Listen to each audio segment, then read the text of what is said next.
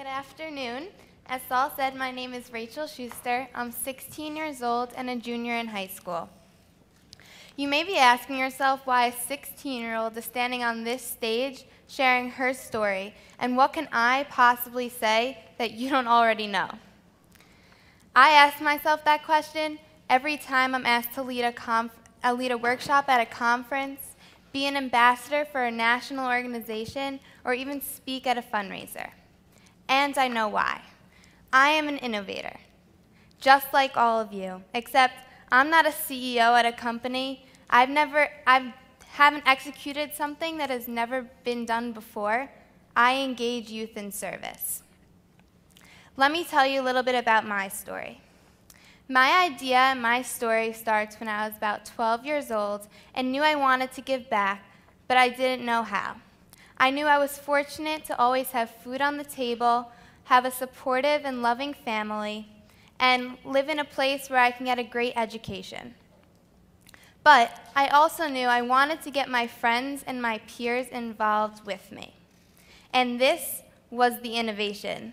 Trying to get peers involved, that was going to be difficult. The only viable source at the time for youth and teens my age to get involved was through scout organizations or religious institutions and key clubs or National Honor Society, and most of those organizations had adults planning the events. And although this is so valuable and an incredible experience for youth to be involved in these activities, it was my goal to empower youth in my community to create their own projects and go out and find the needs in our own community without the help of an adult, and to seek the needs on our own. And most importantly, that youth can make a difference and be effective. So, therefore, I started Kids CareHHH when I was 12 years old. Kids CareHHH is a local chapter of a national program of Generation On called Kids Care Clubs.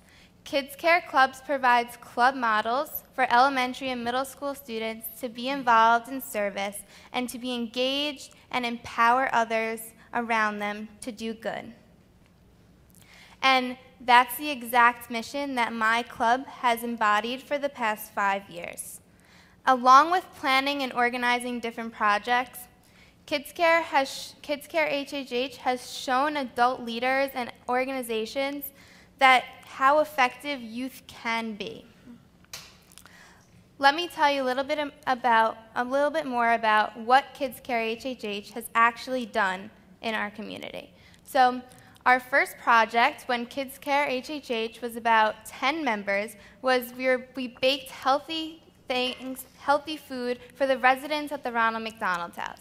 Although this doesn't seem like the biggest project or the biggest thing we can do for our community, it sparked the members of Kids Care's interest to continue to give back. And this was the spark and the initiative that we took to begin our community service journey.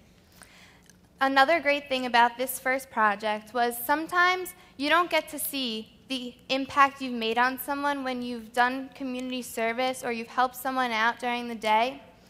But for this project, we got to meet with the residents and talk to them while they were eating our healthy snacks that we made for them after they came back from a hard day at the hospital. And we got to see the smile on their faces, and that was amazing. We've done different burial ground cleanups or cleanups at different parks, different school events such as Relay for Life, and we've done fundraisers for that as well. We also went to a Head Start program, which is a preschool for underprivileged children, and we even created a lesson plan for a full day for them, and really got to connect with the kids on a personal level. We visited local geriatric centers. This one was Gerwin, and we got to play bingo and cards and talk to the residents there and really get to talk about their life and get to relate to them on that level as well. We've went to local soup kitchens.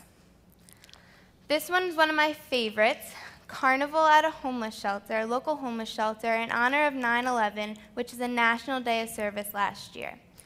In a small backyard of a homeless shelter, a few members of Kids Care organized a carnival. For only a few kids attended, but the few kids that did said that they had an amazing day, and this small carnival in the backyard had everything that a large carnival would, that they would have to pay for and go to, that they don't have access to.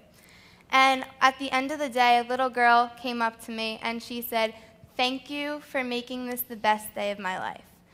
Now, if that's all it took for me to have this girl say that to me, I can do this for the rest of my life.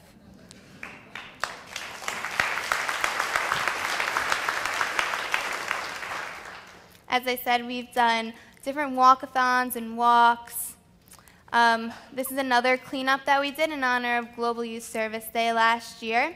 And what was innovative and interesting about this project was, in order to get the members of Kids Care and the community excited about it, we created a competition. We did a pick-up sticks competition. How many kids does it take to fill up how many buckets of sticks? And at the end of the day, there was a winner. And that really kept them excited for the whole time that we were participating in this project. And we also, some of the projects include an educational edge as well, so we learned a little bit about the animals at this nature preserve as well.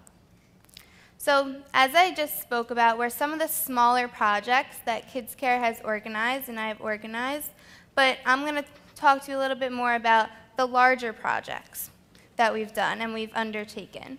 So, this was our first our larger project. It was a teen fashion show to raise money for Sunrise Day Camp, which is a day camp for children with cancer. And why I emphasized the word teen fashion show was because it was solely teen run. We broke up into committees that were, teens were on the committees. The teens went to the stores and got the clothes for the fashion show. We spoke to the event place, and it was, I can't emphasize it enough, but it was solely run by teens and showed our community that we can do this. And it also showed Kids Care that we can organize a project on a larger scale. This past Global Youth Service Day, Kids Care took on its biggest project yet, and we held a bowling fundraiser to raise money for the Association of Children with Down Syndrome. And to sum it up in a few words, it was fun while fundraising. It was on a Friday night. 300 kids, adults of all ages came down to bowl with their friends, and we were fundraising at the same time.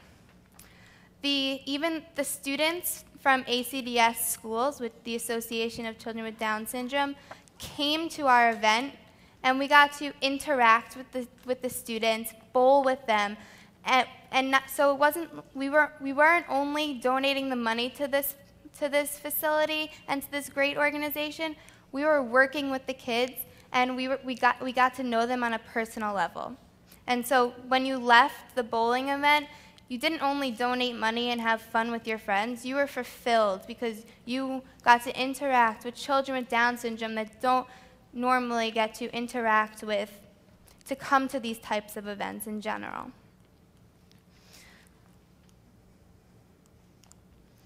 So, last year, I took on another project, Forest Park Cares, and what Forest Park Cares is an elementary school club, because I saw the lack of ability for elementary school kids to come and get involved in service. And Forest Park Cares opened their eyes to what community service was. I got to tell 3rd to 5th graders what community service was, and to be able to do something like that is crazy, because this can help them for the rest of their life, and maybe this is what they will go into when they're older. So I made a curriculum for this Forest Park Cares Club, and we've made emergency preparedness kits. We spoke about the importance of Martin Luther King Day and what he did for our country and how we can give back in honor of him. We made flower pots to put on the tables at the Ronald McDonald's house to make the residents smile when they walk in from a hard day at the hospital. And as I've been talking about all the success stories of Kids Care, Forest Park Cares, and all the projects that I've undertaken, you probably all know that there's always challenges when you're working with teams or you're working in groups or you're trying to get something done. It's not all rainbows and unicorns when you're trying to get something done, especially when you're working with your peers. So as I got older and the members of Kids Care got older as well, it became harder for me to have each member be as committed as they were when it first started, because everyone, as we went in high school, became involved in other extracurricular activities. And so I created an executive board because this had a sense of commitment. You probably all know that when you say, I'm on the executive board, or I'm this, I'm that, you just feel more committed to what you're doing. So with the executive board, we also saw that we wanted to get younger kids involved as well. So we had an open house, and now I'm happy to say that Kids Care has about 50 members in it because of this open house, and the teens, the high school students act as mentors, and there's a mentoring program that goes along with the younger kids to teach them what we've learned over the past 5 years, and so they can eventually do what we're doing now. So that brings me to my next point, that through Kids Care, Forest Park Cares, I've also been selected to be on a National Youth Advisory Council for Generation On. And Generation On is a national nonprofit organization that mobilizes, inspires, and equips youth to take action in their community through generous supporters and founding partners such as Hasbro. Through this great opportunity to be on this Youth Advisory Council for my second term now, I've got to meet so many different inspiring youth from all over the country that are just as like-minded as I am. I've also got to attend conferences such as the National Conference of Volunteerism and Service, which I led a workshop 2 years ago. At the workshop, I discussed the importance of engaging youth in not only service, but in the corporate world as well, and how to utilize them successfully. Because it's one thing to get the youth on board, but then how do you know that you're actually going to benefit from their use? And as I've been on a youth advisory council, I know that they are very helpful to an organization. They act as ambassadors for the organization or corporation. They provide a new perspective. And even the White House is trying to create a youth advisory council. So imagine all the other different organizations and businesses that can benefit from one as well, such as all the different, I can even think of anyone in the audience now. Think of how your business can benefit from a youth perspective, because I bet you that some of your businesses or corporations are making products or organizing services that are benefiting youth. Imagine having their insight while trying to do that. So to conclude, I would like to leave you with a few tips on how you can engage youth and in service, and not only in service, but in your daily life and business and anything. So thank you very much, and I would love to continue conversation later.